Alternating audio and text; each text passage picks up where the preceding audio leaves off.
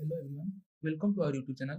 Here question is given to coaxial conducting cylinder with radii root 2r and 2r. Inner radius is root 2r, outer radius is 2r. The charge on the inner cylinder is Q and the outer cylinder is grounded. The annular region between two cylinder is filled with a material which dielectric constant K equal to 5.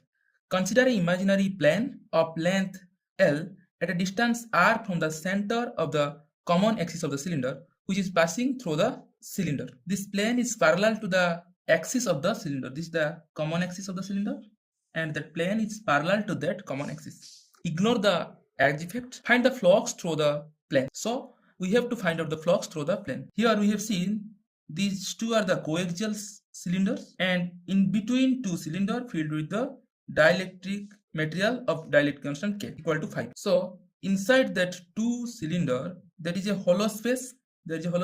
So only flux exists. This is the top view. Only flux exists here for the plane and in the downward here for the plane. So we have to calculate the flux through that plane. So what we have to do in this type of numerical problem, we have to choose a small element over here, then integrate, then we can easily find out the flux. For calculating the flux in the upper part of that edge of the plane, I have choose, and at a distance r from the center of the hollow cylinder will be sigma root 2 r epsilon naught. dA is L dy cos theta as it is. Here we have to see what are the variable parts. Here dy always changes if we go further from the surface. Also the r increases if we go further from the center. If here is dy, r is here.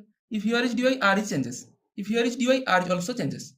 So we have to see about dy. We are interested to calculate the dy and r. We are substituting dy and r. How we are going to substitute that r and dy? Let's say this is the angle theta and r, and this one is capital R. If we draw this one, this triangle here, this is the theta and the r, that will be 45 degree. And for the bigger triangle, this one is 2r. As we know that this is the radius 2r. Integration of theta is d theta pi by 3. There is sigma also present, sigma. This is the charge of the inner cylinder. So q by 60 epsilon naught. This is the answer. Phi equal to q by 60 epsilon naught. For calculation of this numerical, there also have a trick for calculating that numerical. So in the next video we will go for the trick how to calculate this complex numerical easily.